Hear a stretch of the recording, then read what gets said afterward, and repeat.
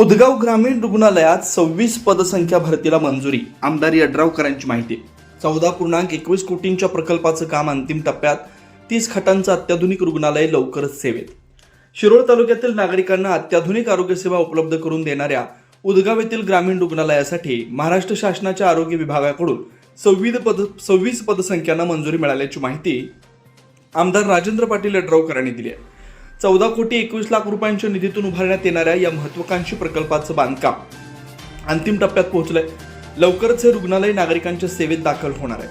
मंजूर पदांमध्ये वैद्य अधीक्षक वर्ग 1 ची 5 पदं, वैद्यकीय अधिकारी गट अ वर्ग 2 चे 1 पद, अधिपरिचारिका 7 पदं, क्षकिरण तंत्रज्ञ 1 पद, प्रयोगशाळा तंत्रज्ञ 1 पद, औषध निर्माण अधिकारी 1 पद, सहाय्यक अधीक्षक 1 पद, कनिष्ठ लिपिक वर्ग 3 चं 1 पद, टंकलेखक वर्ग 3 चे 1 पद, प्रयोगशाळा सहाय्यक 1 पद, कक्षसेवक 4 पदं, शिपाई 1 पद, सफाई कामगार 2 पदं आणि वाहन चालक 1 पद अशा 26 पदांचा समावेश आहे. सध्या रुग्णालयाच्या इमारतीचे सुमारे 80% काम पूर्ण झालंय.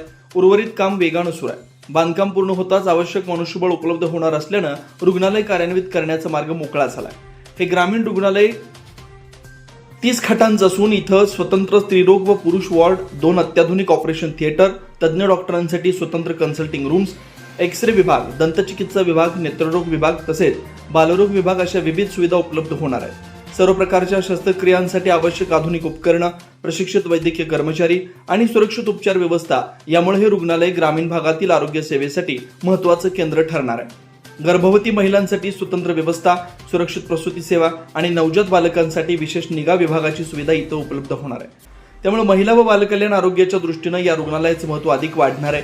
उदगाव ग्रामीण रुग्णालय पूर्णत्वास आल्यानंतर शिरोळ तालुक्यासह परिसरातील नागरिकांना दर्जेदार आरोग्य सेवा स्थानिक पातळीवर उपलब्ध होणार आहे. उपचारासाठी मोठ्या शहराकडे जाण्याची गरज कमी होणार आहे. त्यामुळे उदगाव हे मेडिकल हब म्हणून लवकरच ओळखलं जाईल असा विश्वास त्यांनी व्यक्त केला. या प्रकल्पामुळे ग्रामीण आरोग्य व्यवस्थेला मोठी बळकटी मिळणार असल्याचा विश्वास आमदार राजेंद्र पाटील यड्रावकरांनी व्यक्त केला.